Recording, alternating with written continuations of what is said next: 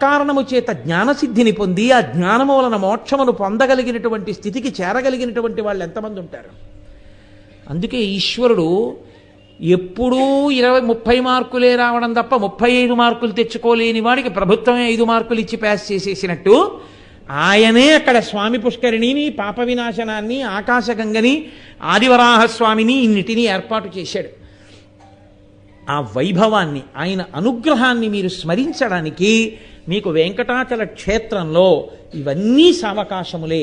మీరు నన్ను నమ్మండి, చచ్చిపోయినటువంటి శవానికి కేవలం త్వక్ అంటే తోలు, ఎముకలు అవి మాత్రమే ఉన్నాయి. ఒకప్పుడు స్కంద పురాణంలో దాని గురించి వివరణ ఉంది. ఆ శరీరాన్ని తీసుకొచ్చారు కొండ మీదకి ఒకప్పుడు. అంటే నా ఉద్దేశం అలా తీసుకెళ్ళవచ్చని కాదు, వెంకటేశ్వరుని ఆజ్ఞ మేరకు తీసుకెళ్లారు ఒకప్పుడు. కూర్ముడు అని నాకు జ్ఞాపకం ఉంటే ఆ పేరు ఖచ్చితంగా కూర్ముడే అనుకుంటున్నాను. ఆయన బ్రాహ్మణుడు.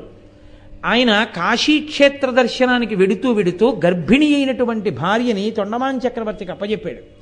నేను తిరిగి వచ్చే వరకు నా భార్యని, కొడుకుని జాగ్రత్తగా చూస్తూ ఉండండి, గర్భిణి నడవలేదు, నేను కాశీ నడిచి వెళ్తున్నాను, పితృదేవతల యొక్క అస్థికలు అందులో కలిపి వస్తాను అని వెళ్ళాడు ఆయన. ఆయన తిరిగి వచ్చే లోపల ఆవిడ బ్రాహ్మణుడి భార్య కనుక జాగ్రత్తగా రక్షించమని ఓ ఇంట్లో పెట్టి చుట్టూ రక్షణ ఏర్పాట్లు చేశాడు. ఏదో కొంత సంభారములు ఏర్పాటు చేశాడు. అందులో మనం చూస్తుంటాం కదా అనుకున్నాడు రాజు. ఆయన విస్మరించాడు, మరిచిపోయాడు. ఆవిడికి ప్రసవం అయిపోయింది, అక్కడ తినడానికి ఉన్న పదార్థాలు అయిపోయాయి, ఆవిడ చనిపోయింది, ఆ పిల్లవాడు చనిపోయాడు, గర్భంలోంచి బయటికి వచ్చినటువంటి శిశువు చచ్చిపోయింది, ఆ శరీరం కుళ్ళిపోయింది, మాంసం అంతా కూడా ఇంకిపోయి ఎముకల మీద తోలు కుళ్ళిపోయి మిగిలిపోయింది. ఆ స్థితిలో ఈ బ్రాహ్మణుడు తిరిగి వచ్చాడు. తిరిగి వచ్చి తొండమాన్ చక్రవర్తిని అడిగాడు, నా భార్యా బిడ్డలు ఎలా ఉన్నారని. కమండలంలో గంగా నదిలో ఆయన ఒక కాయని ఒక దాన్ని బట్టయందు మూట కట్టి గంగలో వేసి కమండలంలో బట్టి తీసుకొచ్చి దాన్ని బహూకరించాడు మహారాజుకి. గంగలో నిల్వ చేసిన కాయ నీకు బహూకరిస్తున్నాను అంటే గంగ ఎంత గొప్పదో మీరు ఆలోచించండి. ఈ కాయ నేను ఇస్తున్నాను, స్వీకరించు, నా భార్యా బిడ్డలు ఎలా ఉన్నారని అడిగాడు. అప్పుడు గుర్తొచ్చింది తొండమాన్ చక్రవర్తికి.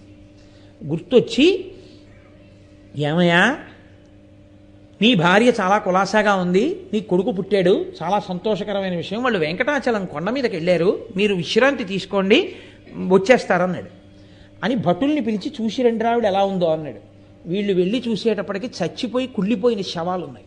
వాళ్ళు వచ్చి చెప్పారు, ఎక్కడ బ్రాహ్మణుడి శాపవాక్కు విడిచిపెడతాడో అని భయపడినటువంటి తొండమాన్ చక్రవర్తి ఇప్పటికీ కపిలతీర్థం దగ్గర నుంచి నృసింహ గుహ ఉంది, ఆ సొరంగ మార్గం.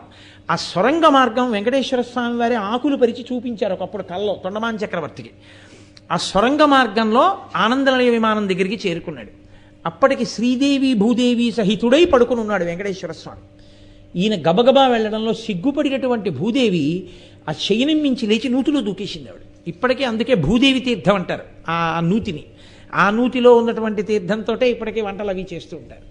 కాబట్టి అంటే దూకేసిందంటే ఏదో అయిపోయిందని మీరు అనుకోకండి.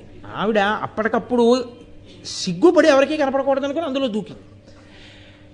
ఇప్పటికీ అందుకే నిర్మాల్యం ఆ నూతిలో వేస్తుంటారు. నుయ్యి నిండిపోయింది కాబట్టి ఇప్పుడు తీసుకెళ్ళి ఎక్కడ కొండల మీద వేస్తున్నారన్నది వేరే విషయం అనుకోండి, తొక్కకూడదు. కాబట్టి కలియుగంలో అదో విచిత్రం.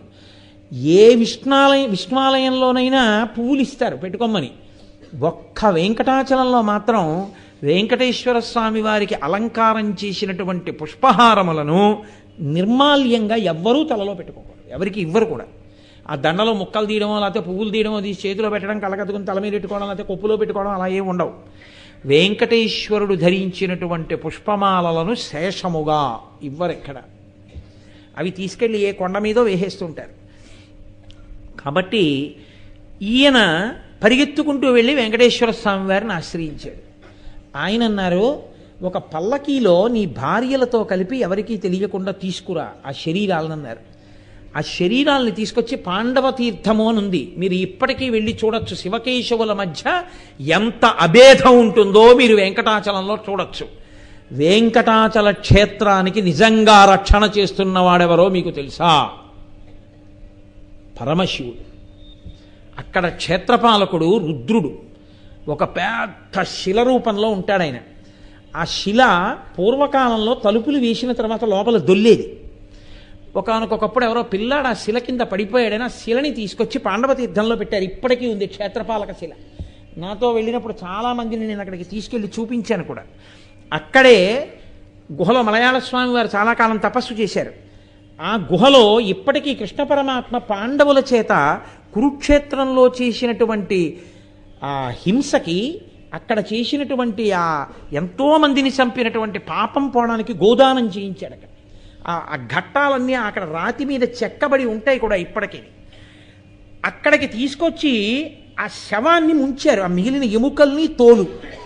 వెంటనే ఆవిడ బతికింది. ఆవిడ బిడ్డలు బతికారు. బతికి ఆవిడంది, అదేమిటి నాకు ఏదో వెంకటేశ్వర స్వామి వారి కడుపులో ఉన్నట్టు, నేను ఏడుకొండల మీద ఉన్నట్లు కనపడింది అంది ఆవిడ. ఇది ఆనాటి నుంచే వెంకటేశ్వరుడు మాట్లాడడం మానేశాడు.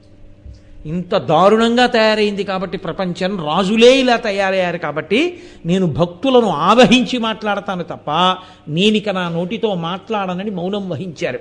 బహుశः కలియుగంలో నిజంగా ఈశ్వర దర్శనం అనేటటువంటి మాట మౌనము చేతనే తప్ప నిజంగా లొడలొడలొడలొడలొడలొడ వాగినంతసేపు, ప్రార్థనలు చేసినంతసేపు, పైకి చెప్పినంతసేపు ఈశ్వర దర్శనము కాదు.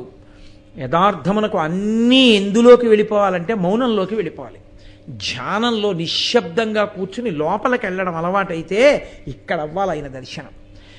ఇది సూచించడానికేనేమో ఆయన ఆనాటి నుండి మౌనమే, పద్మపీఠం మీద అలా నిలబడి అప్పటి నుంచి ఇప్పటి వరకు దర్శనం. రాతిమూర్తి అని మీరు అనుకోకండి, అది రాయి కాదు.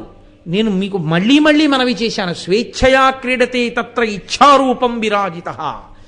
ఆయన ఆ రూపాన్ని తనంత తాను స్వీకరించి నిలబడి ఉన్నారు తప్పది రాయి కాదు, రప్ప కాదు.